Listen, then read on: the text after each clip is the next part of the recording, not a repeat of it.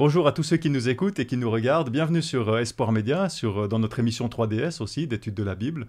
On va passer un petit moment ensemble pour ouvrir la parole de Dieu, pour discuter, réfléchir, pour étudier. Et pour cette étude aujourd'hui, qui s'intitule Le processus de jugement, c'est donc la 13e étude de notre trimestre qui est sur la thématique de la vie éternelle, de l'espérance en la vie éternelle.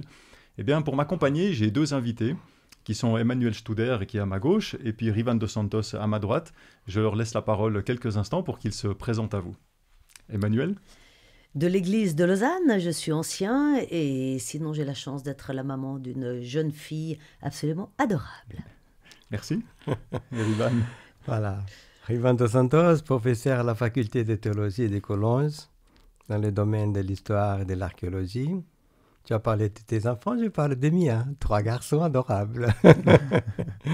Voilà, merci de cette invitation. C'est un plaisir de partager la parole du Seigneur avec vous et tous ceux qui nous écoutent. Eh ben merci beaucoup pour votre présence. Je me réjouis d'ouvrir la parole de Dieu et de pouvoir discuter avec vous, de pouvoir partager sur ce sujet qu'on a introduit tout à l'heure. Maintenant que les présentations sont faites, l'émission commence.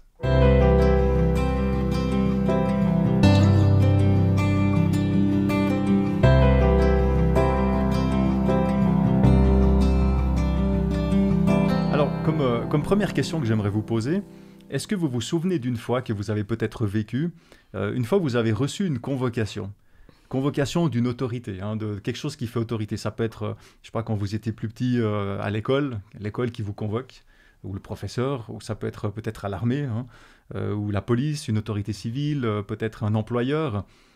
Est-ce que ça vous est déjà arrivé? Est-ce qu'on aime être convoqué? Comment est-ce que vous avez réagi si ça vous est déjà arrivé? Emmanuel?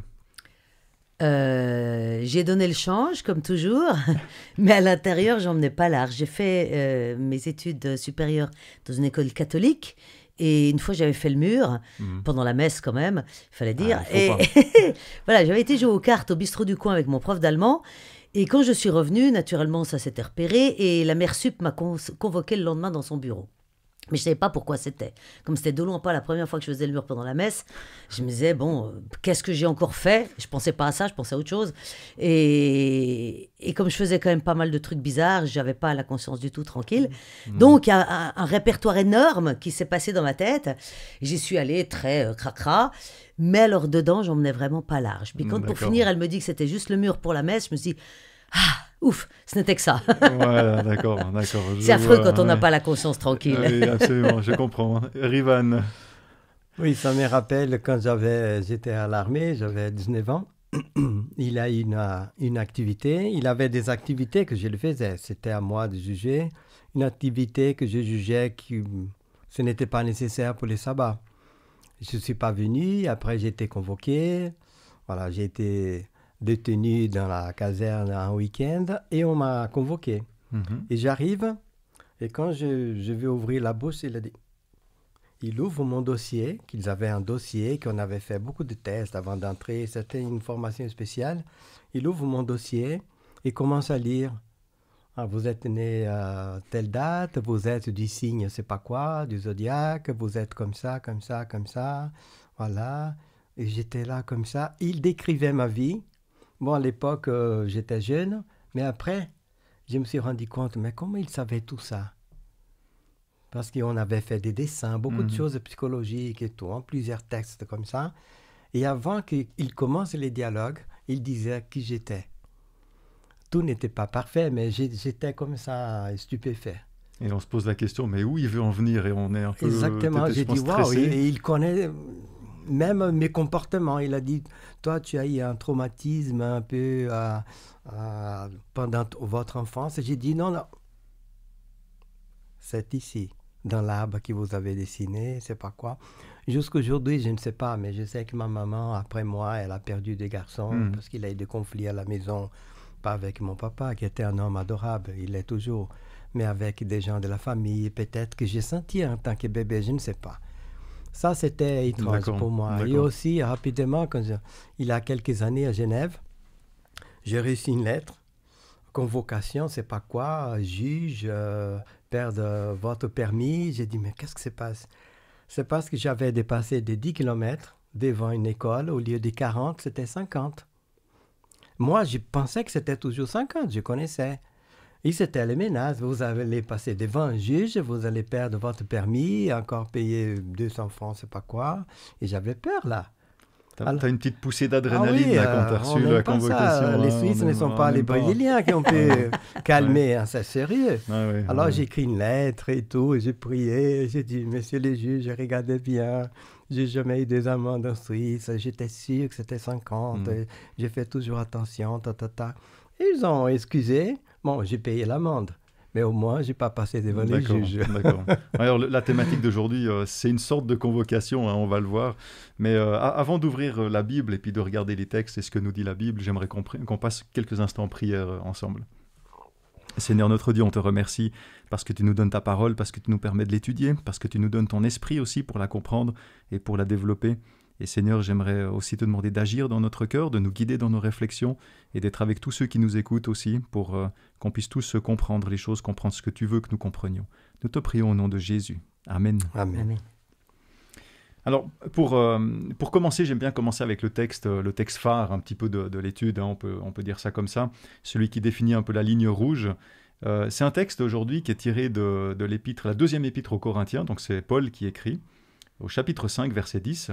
Et Paul écrit « Il nous faudra tous comparaître en pleine lumière devant le tribunal du Christ, pour que chacun recueille selon ce qu'il aura pratiqué avec son corps, soit du bien, soit du mal. » Alors l'étude cette semaine, on l'a vu, comme je l'ai dit, hein, le titre, ça parle du jugement, le jugement devant le tribunal du Christ, hein, nous dit Paul, c'est le tribunal du Christ, c'est comme une convocation, hein, on a parlé de convocation. Quand on voit ça, c'est vrai qu'il y en a beaucoup qui pensent au jugement, aux convocations, on a tout d'un coup l'adrénaline qui nous fait, on a une glaciation du sang, là, quand on entend ça, on n'aime pas.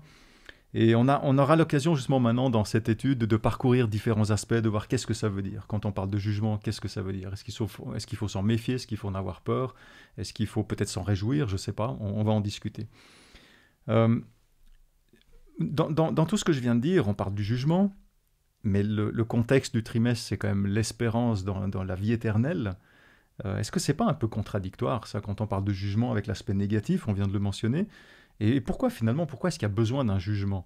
On a vu toutes ces dernières études de ce qui se passe à la mort, la vie éternelle, on a parlé des différents thèmes. Et pourquoi est-ce que Jésus ne revient pas simplement, il a annoncé qu'il reviendrait, pourquoi est-ce qu'il ne peut pas juste revenir, nous ressusciter, nous prendre avec lui et puis vivre éternellement pour toujours au ciel, comme finalement ce que lui il dit? Pourquoi tout d'un coup il y a cette pièce-là qui vient un peu gâcher tout le processus, là, en tout cas dans nos esprits, tout d'un coup il y a besoin d'un jugement? Emmanuel, pourquoi il y a besoin d'un jugement? Alors, il y a 15 jours, on s'est déjà rencontrés. On a aussi déjà dit qu'il fallait redéfinir les mots. Je pense qu'on est toujours dans cette problématique de vocabulaire. C'est-à-dire que Jésus parlait en parabole. Et lorsqu'il dit que le royaume des cieux est comme un vigneron qui a une vigne, je ne pense pas qu'on va boire du vin en permanence au paradis et quand on sera avec Dieu et que ce sera qu'un vignoble. Donc, les images... Il y a peut-être le rêve de beaucoup qui s'écroule quand tu dis ça. Alors, navré pour ceux qui pensaient que ce serait comme ça.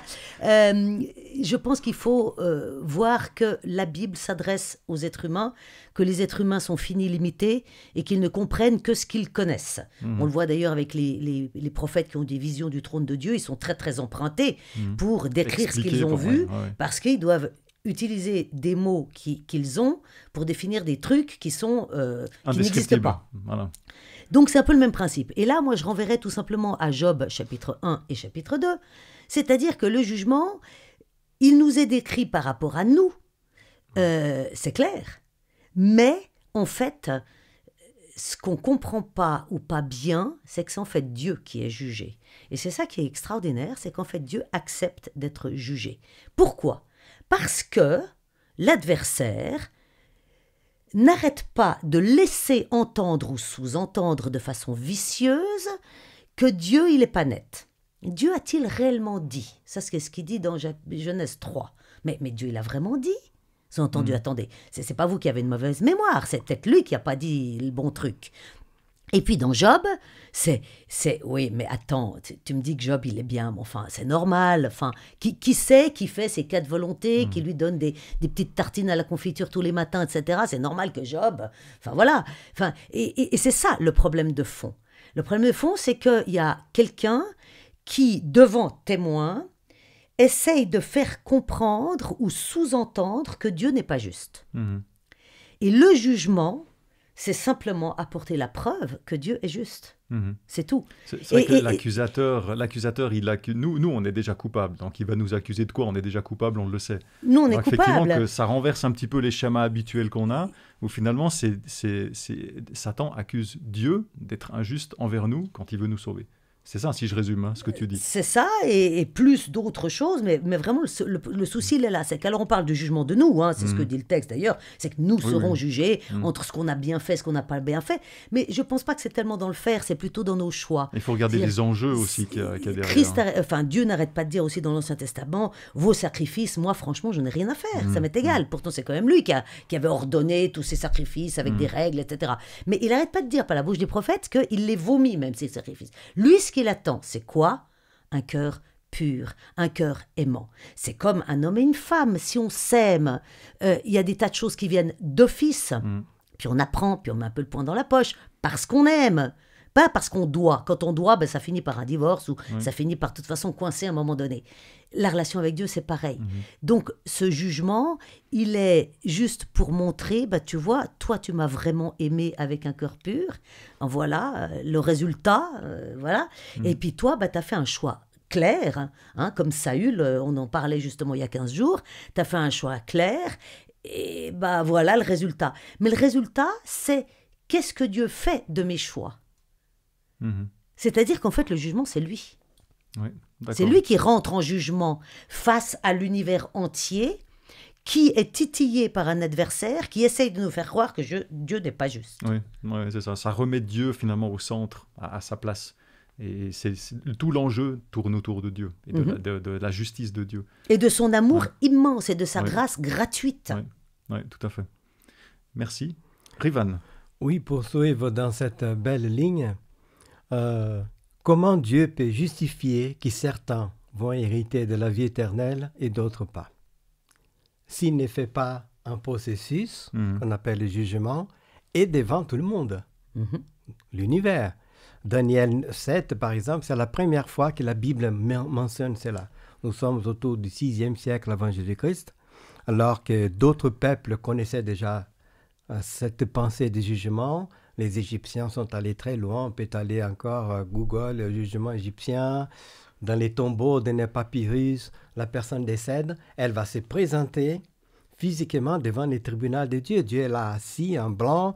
Il a des juges, le cœur d'un côté, la plume de l'autre qui a la justice. Il a des témoins. Les Mésopotamiens aussi, 2000 ans avant Jésus-Christ, il a des images. La personne est décédée et elle est devant les trônes pour être jugée. Et ils allaient passer eux-mêmes. Toi, tu ne vas pas passer, ni toi, ni moi. C'est ma vie qui va passer. N'est-ce pas? Mais juste pour cette ligne très belle qu'Emmanuel a mis en relief, Dieu veut montrer, regardez comme je suis juste. Regardez comme j'aime. Ces personnes-là, elles ont eu des problèmes. Mais elles peuvent être sauvées à cause de ça et ça et ça.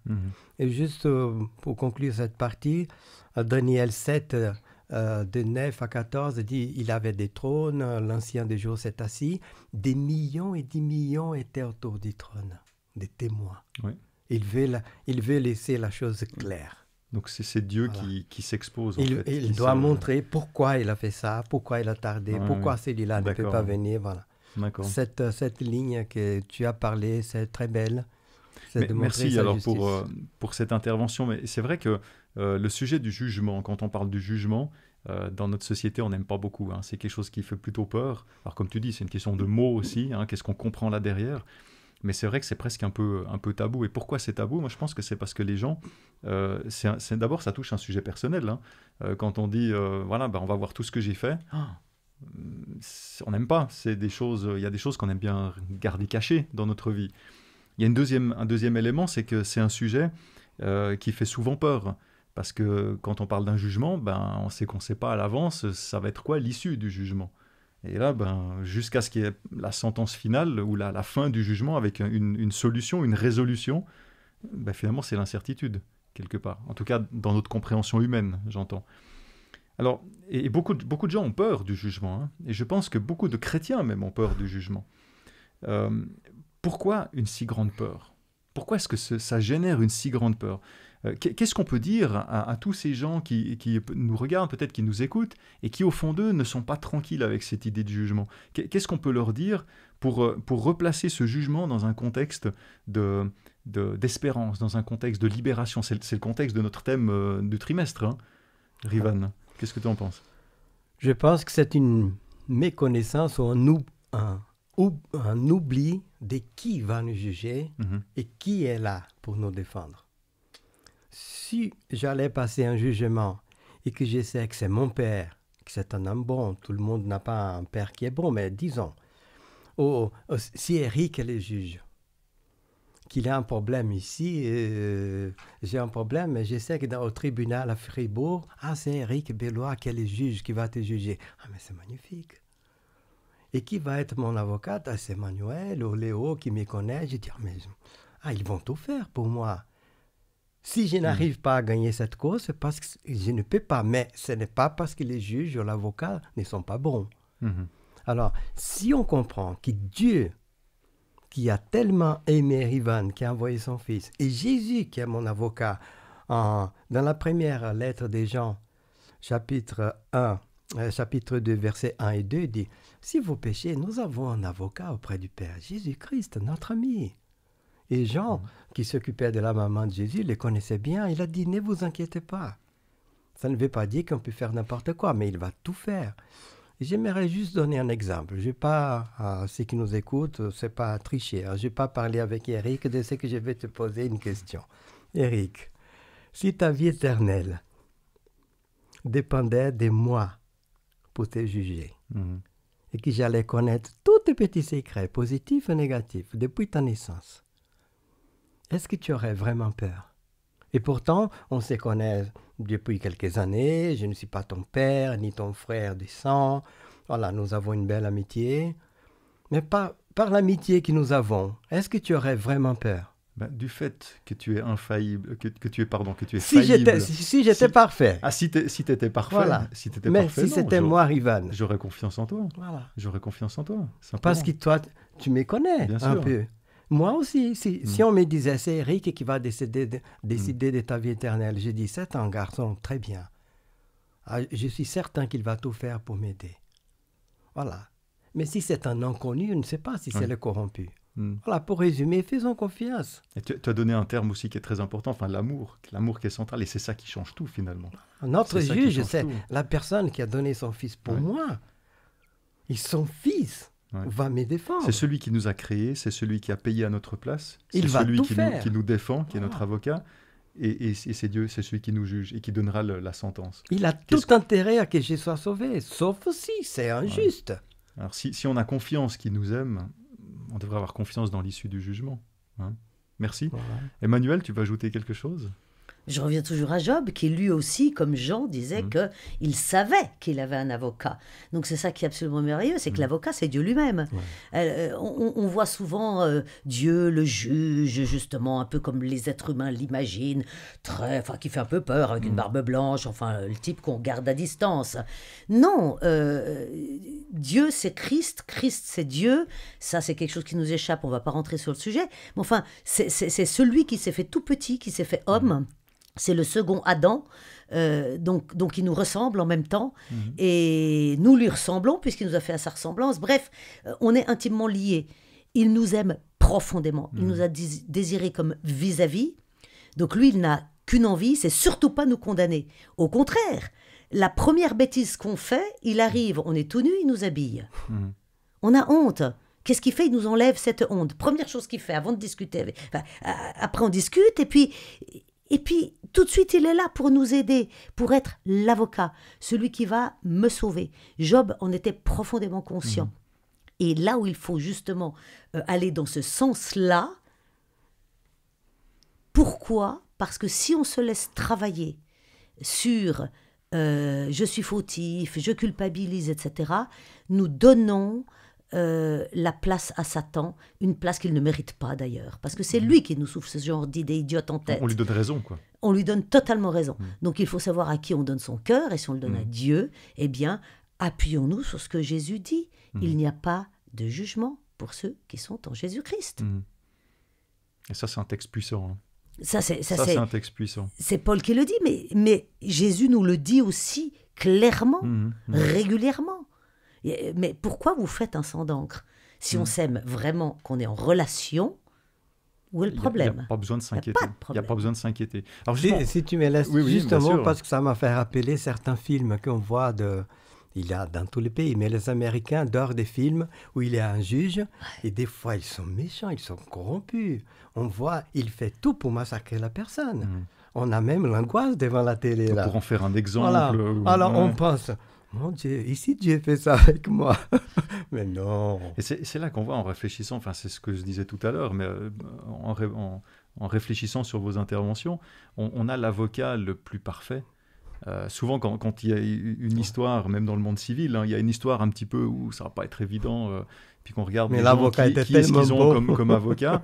Et souvent, il y a des gens qui prennent pour des affaires délicates, il y a des gens qui prennent des avocats très renommés, qui ont vraiment... voilà. Et là, nous, on a vraiment le top du top, quoi. Il n'y a pas mieux. Voilà. Et la même chose pour le juge, parce que des fois, on peut dire, ouais, mais le juge, lui, il est corrompu, puis il a des relations, il a des intérêts, ceci, cela. Et là, on arrive même avec un juge qui est absolument le meilleur, le plus, celui qui sait tout, qui a une notion de la justice, mais juste parfaite dans tout l'essence de ce que ça veut dire. Pourquoi on s'inquiète? Hein, enfin, je résume un peu ce que vous dites. Hein, et ce jugement sera tellement parfait que même l'ennemi Satan ne va pas contester. Hein. Oui.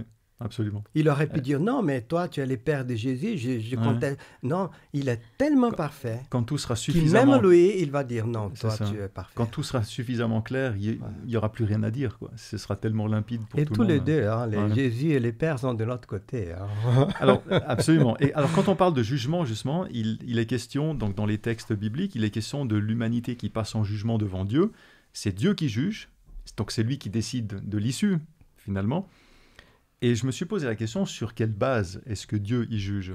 Quels sont les critères? Qu'est-ce qu'il va utiliser pour définir finalement si c'est oui, si c'est non, si c'est bien, si c'est pas bien? Et il y a plusieurs textes bibliques qui peuvent être compris d'une certaine manière. Je pense qu'il y a des textes comme Ésaïe 59 ou Jérémie 17, enfin il y en a plusieurs, je ne vais pas tous les citer, mais en particulier 3 peut-être que je peux mentionner qui sont dans l'Apocalypse. Apocalypse 2, 23, « Je vous rendrai à chacun de vous selon vos œuvres ».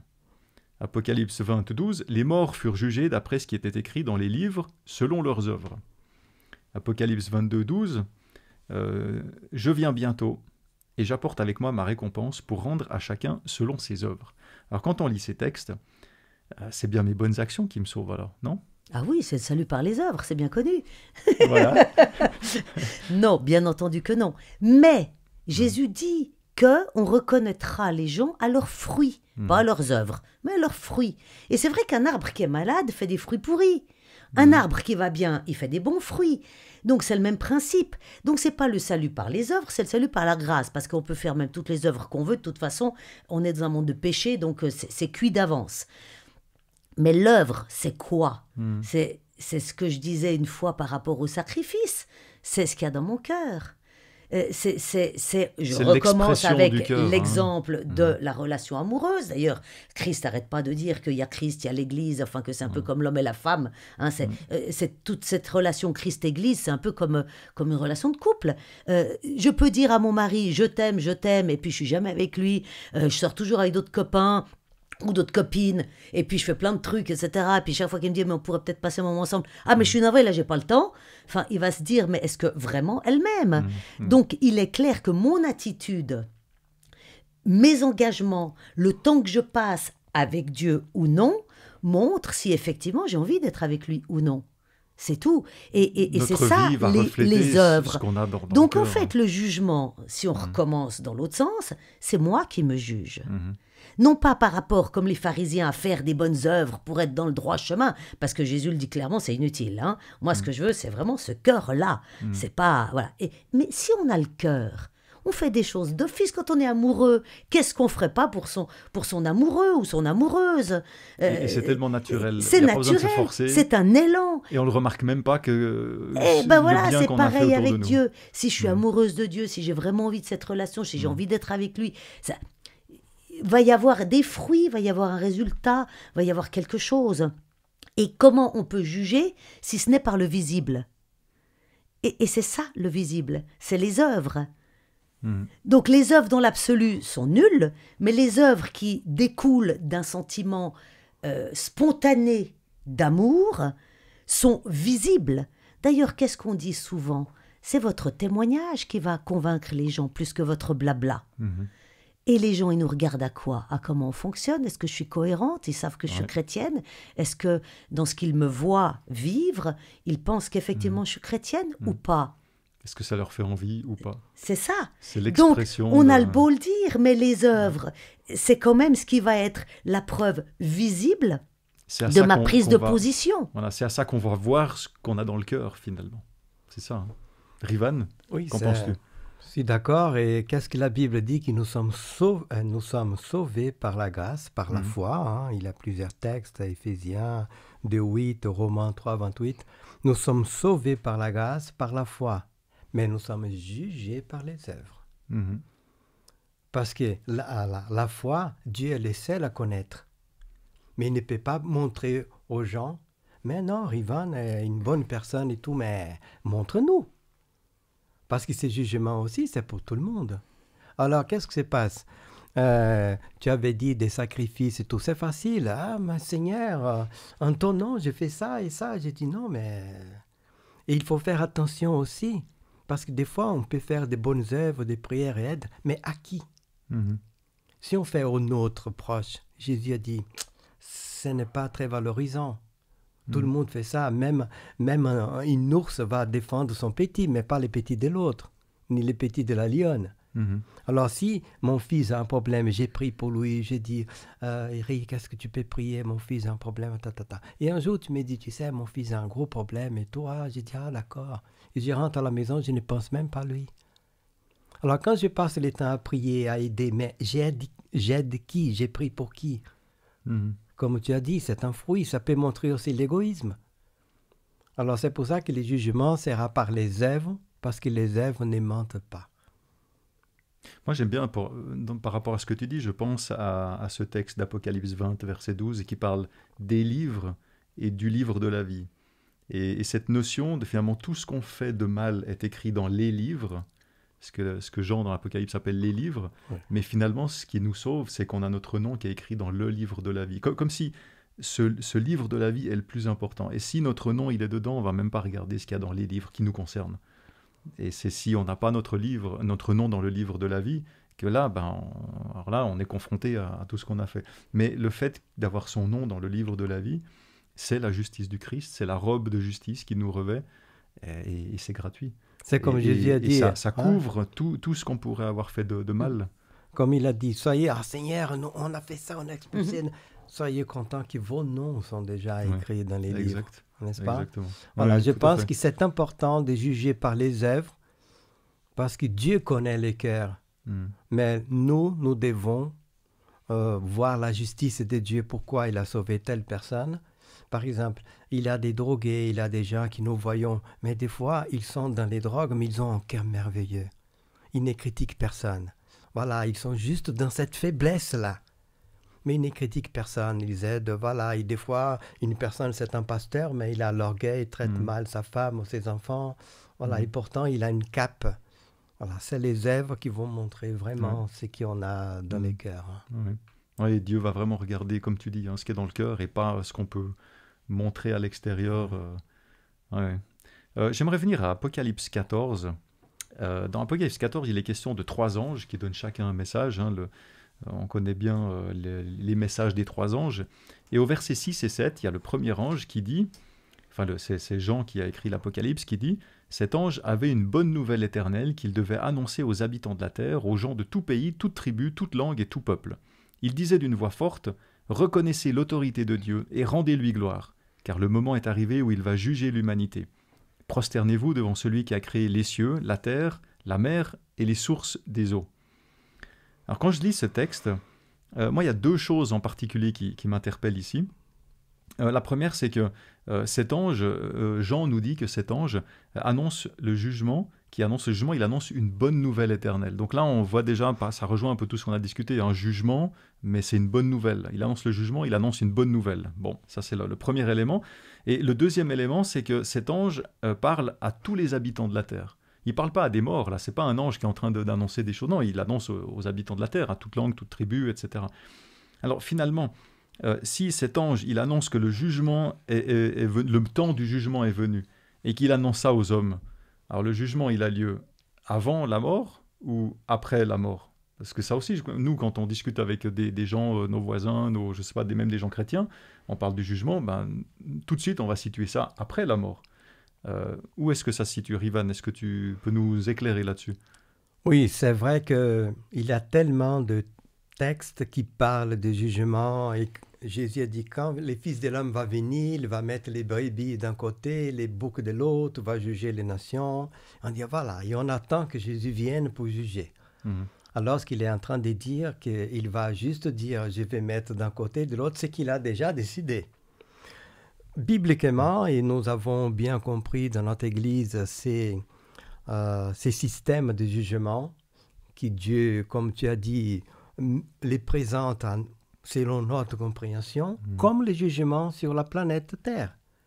De tout temps, il a toujours 3 phases. Ce qu'on appelle investigatif ou l'instruction. La personne a été accusée. On va voir si elle a vraiment fait ça, pourquoi, voilà. On va instruire le jugement. Ensuite, et ça, on peut voir Daniel 7, 9 à 14, Apocalypse 14, 6 et 7, voilà. Ensuite, il a les jugements délibératifs. On va se retirer pour décider si la personne doit être libérée ou si la personne doit être elle est coupable, ou coupable ou non. Délibérative. Ça, c'est nous qui allons faire pendant cette période que la Bible appelle 1000 ans. C'est Apocalypse 24, par exemple, qui dit « J'ai vu des trônes ». Il a toujours des trônes. Et ceux qui sont assis, ils vont vivre, juger pendant 1000 ans.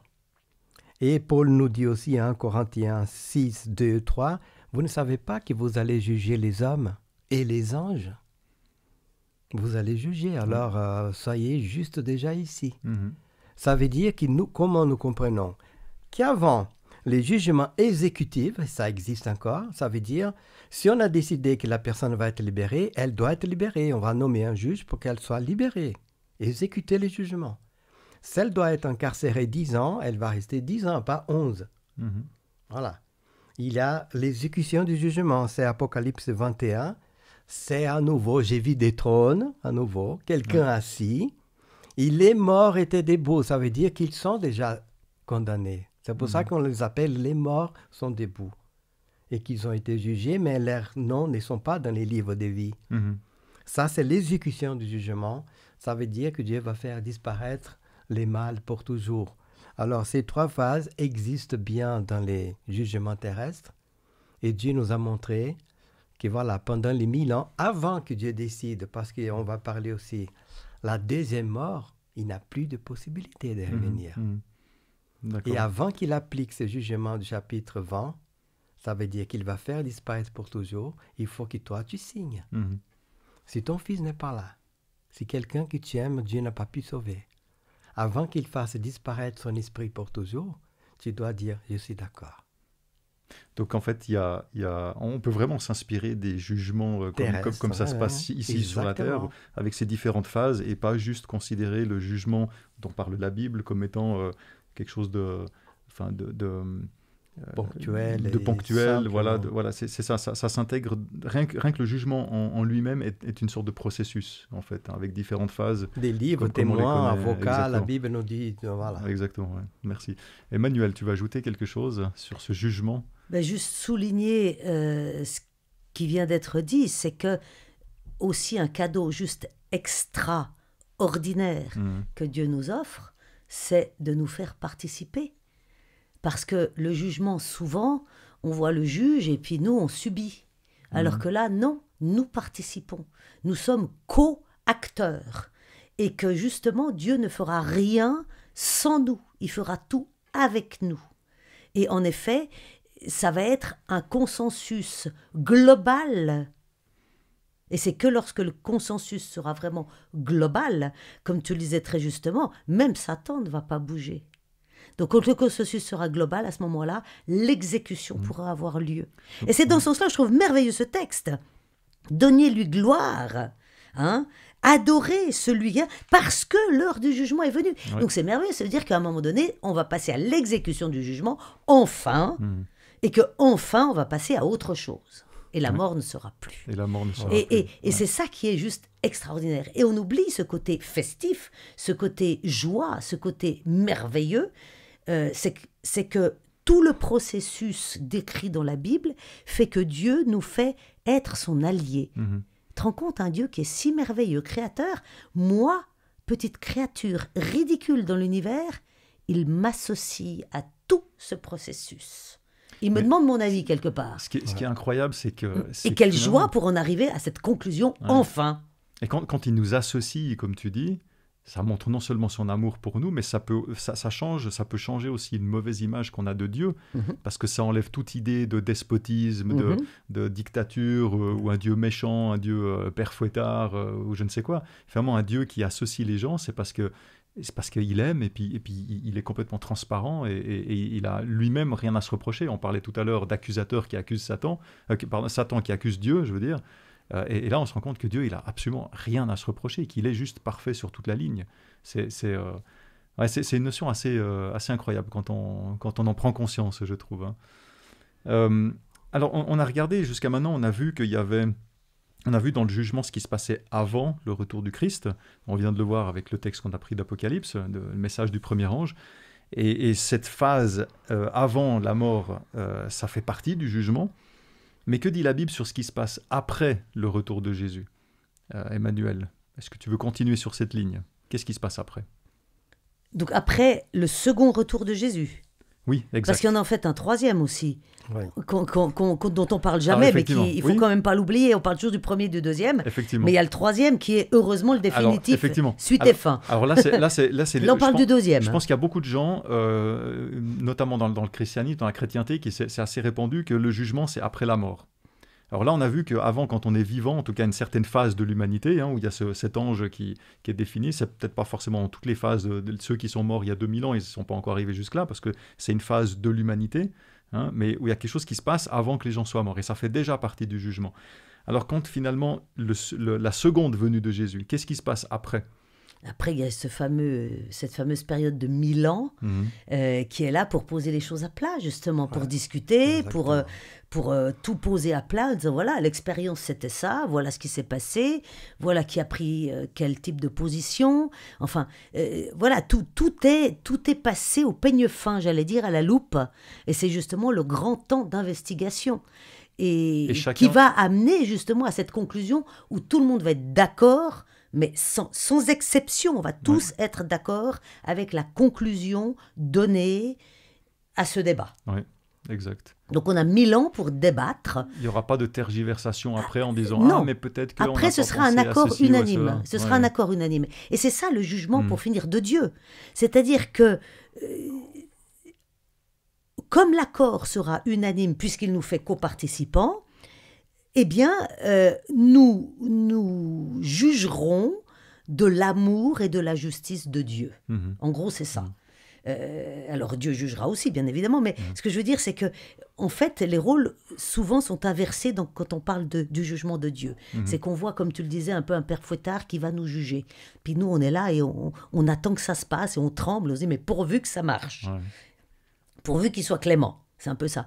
Alors qu'en fait, c'est un petit peu le contraire. C'est que d'abord, je participe, je co-juge, et je suis totalement partie prenante dans ce qui se passe, et nous sommes tous partie prenante dans ce qui se passe, et à la fin, la conclusion, c'est qu'on est tous, sans exception, d'accord, comme quoi Dieu est juste.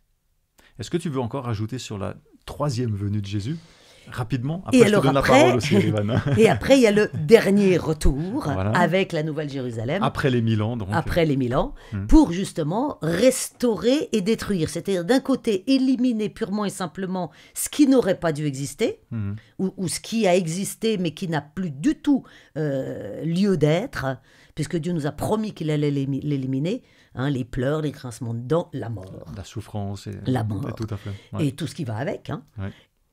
Et puis, restauration de tout ce qui aurait dû être, de tout ce qui va être et de tout ce qu'il nous promet qu'il va mettre en place. En fait, il établit son royaume éternel et il nous inclut dans son royaume.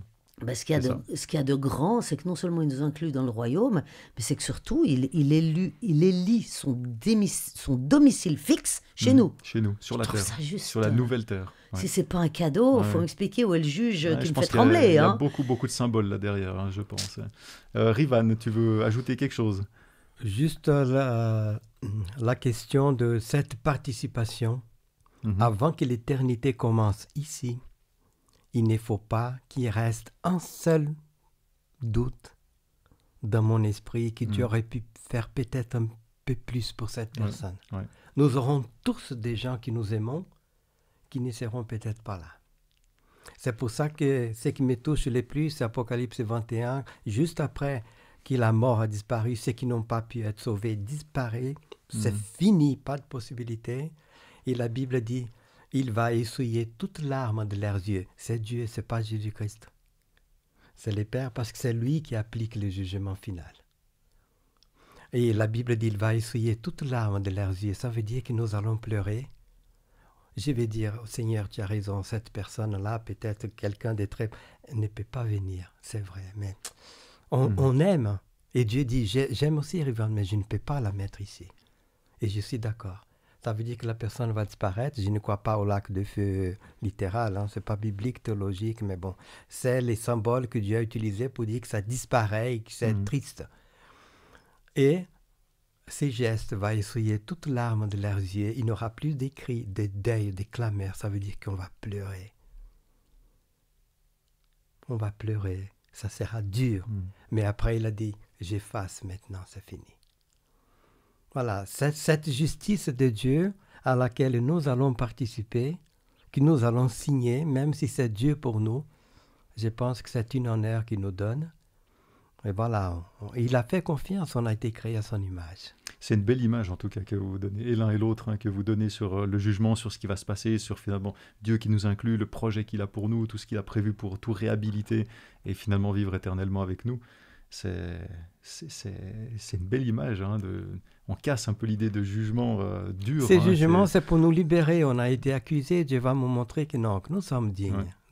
Alors, dans notre discussion, on l'a un peu évoqué avec certains termes, mais il y a deux choses qui pourraient prêter à confusion, en tout cas pour certains. On parle de première résurrection, on parle de seconde résurrection. Peut-être c'est pas clair pour tout le monde. On parle de première mort, on parle de seconde mort. Précisément à l'issue du jugement. Et là, j'aimerais peut-être en quelques mots reprendre ces termes pour que ce soit vraiment clair pour tous ceux qui nous écoutent ou qui nous regardent. C'est quoi la différence entre, peut-être Emmanuel, si tu peux nous expliquer la différence entre la première et la seconde mort. Et puis après, Rivan, tu pourras compléter entre la première et la seconde résurrection. Je te laisse peut-être la parole. Alors la première mort, tout le monde ne la vivra pas, parce qu'il y en a quand même certains qui, lors du second retour de Christ, seront vivants, donc ils seront embarqués tels quels, voilà.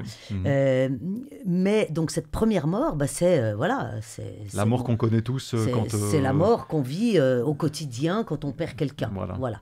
Et que moi-même, je peux vivre, entre guillemets, parce qu'on peut vivre sa mort, c'est-à-dire subir en tout cas sa mort. Je sais pas, je sors d'ici, il y a un camion qui m'écrase, voilà, je suis morte. Bon. Après, il y a la seconde mort. Et la seconde mort, celle-là, c'est moins drôle parce que c'est l'élimination pure et simple d'un être qui justement a été déterminé comme n'ayant pas désiré ardemment vivre avec Dieu. Donc, comme Dieu est un Dieu juste et non pas sadique, il ne va déjà pas imposer quelque chose à une personne qui ne le désire pas. Et c'est ce qu'on appelle la seconde mort, qui est la géhenne, le feu éternel, enfin, etc., etc., avec un grand vocabulaire qui peut, là aussi, faire très peur et souvent très mal compris. Je pourrais, si j'avais un petit papier et une scoop, vous montrer ce qu'est un feu éternel. C'est-à-dire qu'une fois que la matière n'existe plus, enfin, vous mettez le feu à un papier dans une soucoupe, vous avez fait un feu éternel. C'est-à-dire qu'une fois qu'il n'y a plus de matière, il y a plus de feu. Enfin, c'est assez évident. C'est juste qu'on a la notion d'éternité par rapport à la vie. Donc, c'est clair que par rapport à la vie, ça veut dire toujours. Par rapport à la mort, une fois que ce qui était à détruire est détruit... Le temps n'existe plus dans la mort. Donc, éternel dans la mort, ça vous... On ne peut pas continuer, enfin, voilà, on ne va pas cultiver un truc alors qu'il n'y a plus de substance pour que ça marche. Oui. Donc le feu éternel, la géhenne éternelle, tous ces trucs qui font peur par rapport à la mort, la seconde mort, c'est-à-dire l'élimination pure et simple de ceux qui n'avaient pas envie d'être là, eh bien... et du mal. Et du mal qui va avec, et de la mort qui va avec, voilà. et de Satan qui est l'accusateur et qui a pris position clairement contre Dieu, eh bien... Voilà, une fois qu'ils ont disparu, ils ont disparu. Voilà, ouais. On va dire ça comme ça. Merci pour cette clarification. Et toi, Rivan, première résurrection, seconde résurrection? Selon ce que la Bible nous explique, que je comprends, la première résurrection, c'est la résurrection de ceux qui ont été jugés dignes de la vie éternelle. Le jugement qui a commencé, selon notre compréhension, en octobre 1854, par la prophétie de Daniel, voilà, l'heure du jugement est arrivée parce qu'il avait un moment précis. Voilà. Lorsque Jésus vient, tout est décidé. Donc c'est quand Paul, il dit dans 1 Thessaloniciens 4, quand il dit le Christ, on verra le Christ dans les nuées et les morts en Christ ressusciteront. Les morts en Christ ressusciteront. Voilà. Et on va se retrouver dans les airs et on va partir pour ces 1000 ans. Et les autres restent ici. Et Apocalypse 20, 5, 6 disent aussi: bienheureux ceux qui ont part à la première résurrection. Parce que la seconde mort n'a pas de pouvoir sur eux. Et comme tu as dit, Emmanuel, la première mort, c'est une conséquence naturelle du péché. Ce n'est pas le châtiment, conséquence naturelle. Lorsque Dieu dit, les jours où vous mangez, vous mourrez, ça veut dire, les conséquences naturelles, c'est la mort éternelle. Et le Christ a subi cette sensation-là pour nous. C'est pour ça que lorsqu'il meurt, il a dit, pourquoi m'as-tu abandonné? Il ne croit plus qu'il va revenir. C'est pour ça qu'il a dit à Jean, s'occupe-toi de ma maman. Parce que dernier moment, pour lui, il ne revient plus. Voilà, il a passé pour nous. Et la deuxième résurrection, c'est chapitre 20.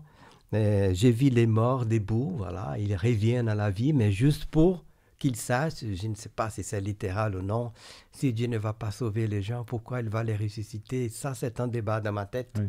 C'est peut-être juste pour dire, voilà, pourquoi vous n'êtes pas sauvés. Vos noms ne sont pas là. Voilà, et tous ces gens-là ont décidé aussi avec moi que vous ne pouvez pas venir. Et la Bible dit un par an. Ça veut dire que chacun va savoir pourquoi. Voilà les deux résurrections que nous aurons. Et la deuxième... Merci pour cette précision. Quand on va ressusciter, voilà. Juste une petite blague. Comment tu vas savoir si tu es dans la deuxième ou la première? Toutes les deux, tu vois Jésus là. Si tes pieds ne décollent pas de la terre, si tu restes là, tu es à la deuxième. Mais si tu commences à décoller, c'est la première. tu as évoqué quelque chose que je pense fondamental aussi, c'est de penser qu'on est par défaut dans un monde pécheur où on a péché. Et on est, comme tu disais dans la Genèse, le salaire du péché, c'est la mort. On est sur un chemin qui mène à la mort. Et on a peut-être, comme on le disait, le jugement, ça fait peur quand on regarde ces termes et tout ça. Mais il faut vraiment se rendre compte que si Jésus ne fait rien, si Dieu ne fait rien, on va juste dans la mort. Voilà. Et en fait, tout ce processus, c'est juste pour nous sauver. C'est juste pour sauver tous ceux qui ont fait le choix d'accepter, de croire Jésus et d'être associés à lui. Hein, je pense que c'est important peut-être de rappeler cette notion. C'est pour ça qu'il a dit, j'ai vu avec un évangile, une bonne nouvelle. Enfin va commencer votre processus de libération. On arrive gentiment au terme de notre étude. C'était une étude assez riche, très intéressante, aussi un petit peu technique, il faut quand même l'avouer. Et pour conclure, alors j'aimerais qu'on prenne un petit peu de hauteur par rapport à ce jugement et de regarder vraiment qu'est-ce que ça génère en moi, qu'est-ce que ça veut dire pour moi aujourd'hui. Pour vous, personnellement, peut-être une sorte de petit témoignage succinct là, en 1 minute chacun. C'est quoi le jugement pour vous? Comment est-ce que vous le vivez, vous, dans votre vie actuelle? Voilà, avec tout ce qu'on a discuté, qu'est-ce que ça change pour vous aujourd'hui? Alors, Rivan, si je peux te donner la parole en premier. Sincèrement, avec les privilèges que j'ai eus d'être né dans cette foi et que j'ai baigné là-dedans, pour moi, ça a été naturel de voir cela comme quelque chose à ne pas craindre. J'ai toujours appris, et Dieu merci, c'est le privilège de commencer tôt avec ce message. J'ai toujours compris que Dieu est amour. Et je vais vous raconter en 10 secondes quelque chose qui m'a beaucoup aidé. Ma maman, elle est toujours vivante, presque 90 ans, elle était très sévère, mais aussi très câline, bien équilibrée, mais elle ne laissait rien passer.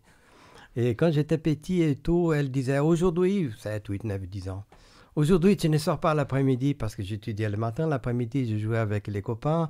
Aujourd'hui, tu ne sors pas. Mais maman, laisse-moi. Non, non, non, non, parce que tu as fait ça, tu m'as répondu, je sais pas quoi, mauvaise volonté.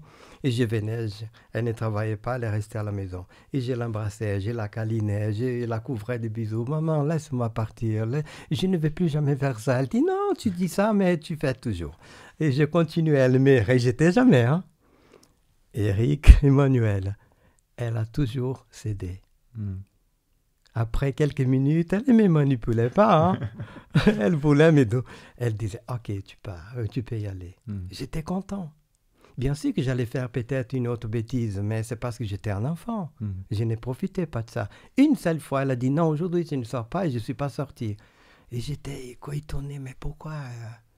Alors, je pense que sincèrement, si même ma maman, quand j'ai demandé, laisse, maman, s'il te plaît. Et nous, lorsque nous prions, Seigneur, aide-moi, je suis pécheur, aide-moi, Seigneur, mais j'aimerais tellement être mieux. On n'a rien à craindre.